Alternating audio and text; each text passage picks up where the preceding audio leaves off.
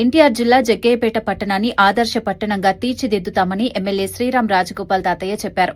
పట్టణంలోని రంగస్వామి బజార్లో నిర్మిస్తున్న కొత్త రోడ్డు పనులను మున్సిపల్ చైర్మన్ రంగాపురం రాఘవేంద్రతో కలిసి ఎమ్మెల్యే క్షేత్రస్థాయిలో పరిశీలించారు.